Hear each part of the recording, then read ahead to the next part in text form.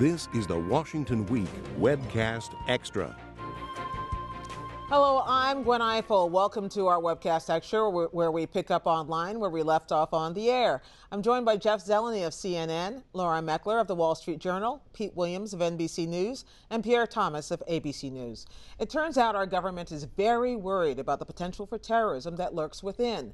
In Garland, Texas this week, the two men shot dead by police after trying to stage an attack at an anti-Muslim event appear to have attempted to establish ties to ISIS. And at the Justice Department this week, the FBI outlined the ways ISIS is using social media to do its recruiting, using tactics straight out of Madison Avenue. Pete and Pierre have been all over the story. Pierre, why don't you start by telling us about some of the tactics which the Justice Department, the FBI, has been telling us about? We've actually been doing a deep dive looking at precisely how ISIS has been using social media. They have developed a system and a strategy where they're pushing out images, videos, and communications on a daily basis. We interviewed an official who said 90,000 times a day they're posting something. And 90,000 times a day? A day. And it's a variety of things. And let me give you three examples. One, there's video, picture, high-definition video, beautifully shot, of beautiful children running toward a bunch of fighters. And the fighters have ice cream and cotton candy. And they hand out the ice cream and cotton candy, and then the video ends with the ISIS fighter looking at the camera and smiling. And then a sign comes up, Muji tweets. Another video, they have commandeered videos similar to Grand Theft Auto, in which they say, you play the game, but you can come live the game, basically, with them. Another video to soften their image, they have a very handsome ISIS fighter who goes to a hospital and he's visiting his wounded comrades. So they're operating on all different levels, enticing people to pay attention to them. And the concern is somebody who's getting those images will identify with ISIS and maybe not go to join them in Iraq or Syria, but actually play out and do something here in the U.S. Well, which brings us to Garland, Texas. I don't know, does it bring us to Garland, Yes, Texas? Yes, very much so. Where we see two individuals who decided and telegraphed that they were going to attack this anti-Muslim event, which was showing Prophet Muhammad cartoons, and seemed to have at the very least been inspired by ISIS. Well, clearly one of them was, and that's Elton Simpson. He was obviously, now we know, in touch with several people who were either ISIS members or ISIS sympathizers, who one of whom had said, hey, what about this event in Texas? Somebody ought to do something about that. And as Pierre said, they're not just saying, you know, hooray for our side. They're saying, you know, just today, the ISIS somebody sent out a tweet saying, hey, there's this Jewish person in Australia, and he's doing things that we don't like. Somebody ought to go kill him. And so that is exactly what they're doing. They're not merely sending a propaganda message about how great they are. They're appealing to people and saying, you know, look, if you can't get over here, kill somebody right where you live. That's the big threats against danger. U.S. military bases we see today. Yeah. Essentially, they're leveraging Western values and marketing to get someone to do something. It's like, we'll throw it out there and maybe someone will do something. The FBI director talked about a distinction between ISIS and Al-Qaeda. He said ISIS would never think of sending one to do an attack without vetting them. Yeah. ISIS doesn't care. And the they other just want you to do it. Excuse me. And the other difference, and what makes it so hard for the government is, in the olden days of about a year and a half ago, the way you got a propaganda message was to put up a website. And then the FBI could sort of lurk around the edges and see who was coming. Now it's being pushed out to, he said, there were probably hundreds of people in the U.S. who are consuming these messages, perhaps thousands. Wow. Okay, let's move to something more lighthearted, like politics.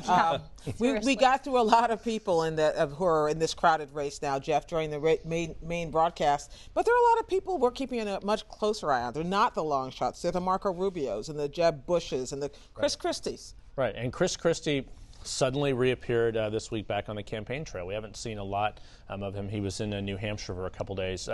He is not out of this yet. He has a few problems, a few challenges at home back in New Jersey.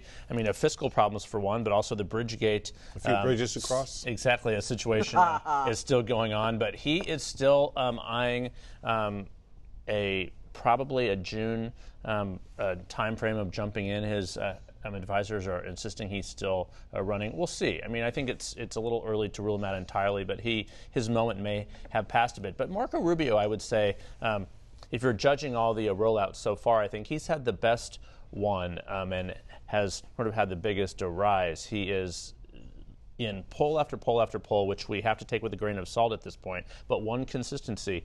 He is viewed more positively and more favorably as a second choice, or as,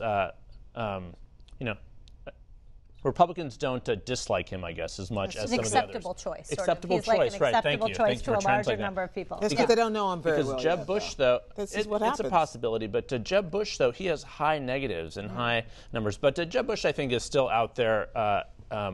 He is raising so much money and doing it something that we have never seen before. He's filling up the coffers of his super PAC, and then he's going to jump in and run for president later. And this is it's an unusual dynamic, but the super PACs in 2016 and this cycle are going to be much different and much more robust than ever before. So I wouldn't poo-poo the polls completely, except that they do measure at this stage how well do you know somebody, and that's why if your name is Bush, they know you pretty well. They formed an opinion, no matter who you are. If your name is Rubio, it's like, what's the story? So maybe that may be a little. And bit the of story is what people are latching onto. Yeah. He goes around and he tells the story of his upbringing, and people like inspirational stories. People, and so he is.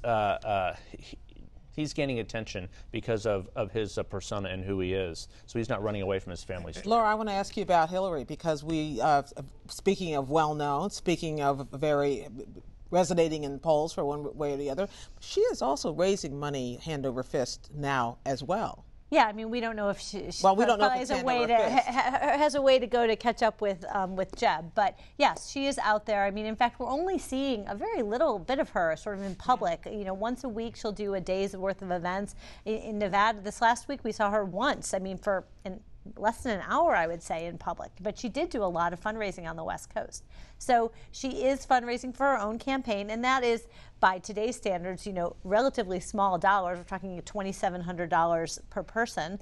That might not seem like small dollars to everybody who out there, but that is small in a billion-dollar campaign. In a billion-dollar campaign, exactly.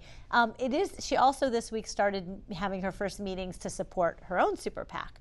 Now, there are some lines that she won't be able to cross. She can't, coordinate with her super PAC, and she cannot directly ask for large sums of money, but she can have conversations with people about what they're up to and what hoping that essentially getting to know her, and therefore hoping that they will support Priorities USA.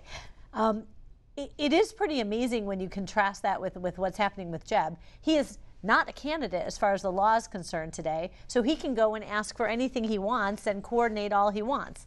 So I'm not really sure as a practical matter there's all that much difference of what he's doing and what Hillary is doing, but she cannot.